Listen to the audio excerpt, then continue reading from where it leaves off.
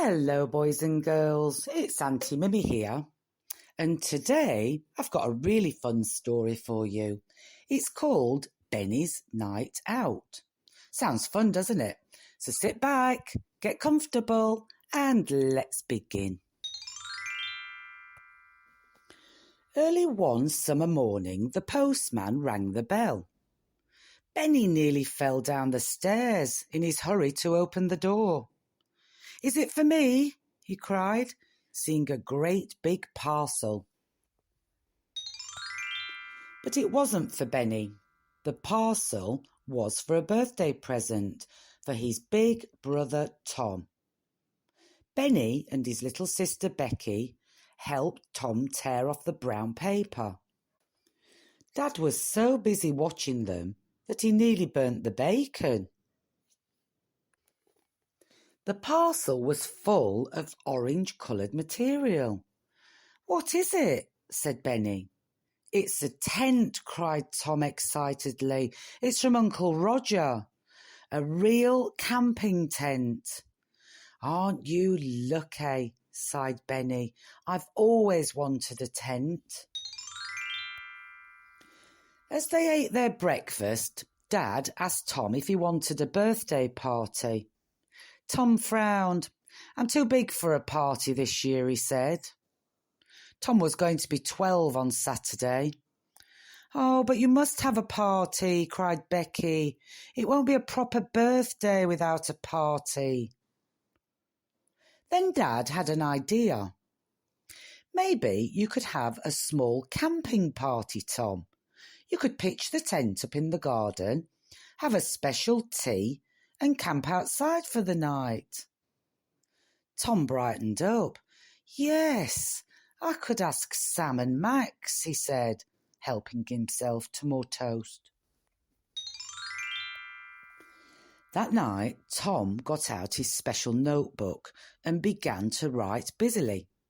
"What you doing?" said Benny, coming to sit at the end of Tom's bed. "I'm making a list of all the things I'll need for the camp," said Tom importantly. "Things like sausages and a really good torch." "Camping sounds like fun. Are you really going to cook outside?" "Please, could I come to your tent party?" said Benny. "You're too young," said Tom. "You wouldn't enjoy it." "Please let me," said Benny. "Oh, all right," Tom smiled, "but I'll have to ask Dad." Benny bounced up and down on Tom's bed in excitement. Dad was not sure about the new plan at first. "Benny's too small to camp out all night," he said. "I'll look after him, Dad," said Tom, putting his arm round Benny. "He'll be all right, honestly." And so it was settled. Tom, his two friends, Sam and Max, and his little brother Benny would camp out on Saturday night.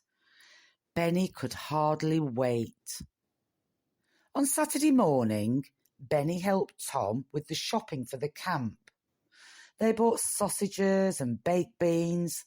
They bought fizzy drinks and a good torch. In the afternoon, Sam and Max came round. They got out the new orange tent. They pitched it at the very end of the garden, behind the blackberry bushes. Benny hammered in the tent pegs with a big wooden mallet. Sam had brought a little camping stove. Benny rushed to see it and tipped over a guy rope. "Ouch!" he groaned. In the evening, Dad showed them how to use the stove safely. Then Dad said, "Good night," and went indoors. It was time to get the supper ready. Max pricked the sausages with a fork. Benny began to open the big tin of beans. "Ow!" cried Benny. He'd cut his thumb on the sharp edge of the tin. Blood began to drip on the grass. "Don't cry, Benny," said Tom, putting on a plaster. "Otherwise you'll have to go in." Benny blinked back his tears. They cooked the sausages and fried some eggs. The sausages were burnt quite black, and Benny gave most of his share to Tigger the cat. He tried not to think about the delicious shepherd's pie Dad had prepared for himself and Becky. After supper, Benny crawled into the tent and snuggled down in his duvet. A light drizzle had begun to fall, and it felt very snug to be in a tent. Benny closed his eyes. He was very tired, for it was well past his bedtime. The three big boys put their heads in at the tent. "You can't go to bed yet," they laughed. "Come and play football." Benny struggled out of his cosy tent to play football. It was still raining a bit, and Benny slipped on a patch of mud. Only when it was too dark to see the ball did the campers come back in the tent. Tom and his friends began to play cards by torchlight. Benny shut his eyes and tried to get to sleep. "We'll wake you for the midnight feast," said Max. Benny was deeply asleep and dreaming he was back in his own bed when he felt someone shaking his shoulder. "Wake up, Benny. We've got the midnight feast ready." There were meat pies, jam sandwiches, sardines, and a jug of custard. "Don't want any," said Benny. "Just let me sleep." He thought longingly of his little bed indoors. The others munched the midnight feast noisily. Then they settled down, and soon their snores filled the tent. But now Benny was wide awake. His clothes felt uncomfortably damp, and he was sure a spider was crawling up his neck. Benny decided to go home.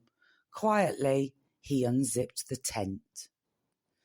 Outside it was dark and spooky. The house looked very far away.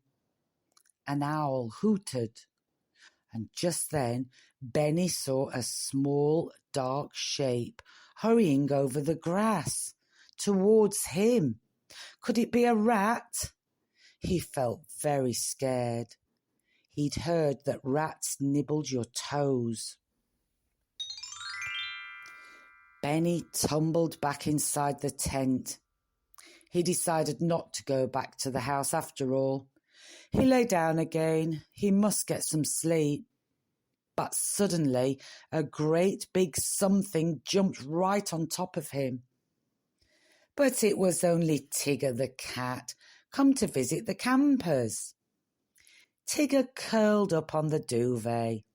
Benny was wet, he was cold, he was scared. But finally the sound of Tigger's purring sent him to sleep. When he woke in the morning, Benny felt stiff and aching all over. Sam was busy cooking on the little stove. But Benny didn't fancy any more burnt sausages or half-cooked eggs.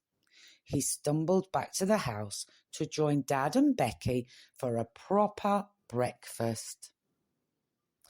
That evening, Benny could hardly keep his eyes open.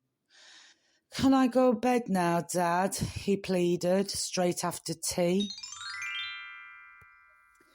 Dad came up to say good night. "I've been thinking, Benjamin," said Dad. "Shall we all go camping holiday this summer?" "Oh, no," said Benny, "not camping. I think Becky's too young. She wouldn't enjoy it." And before Dad could turn out the light, Benny was fast asleep. Well, that was a fun little book, wasn't it, boys and girls? I hope you enjoyed it as much as I did. As always, look after one another, be kind to one another, and try and have some fun every single day. Till next time, bye-bye.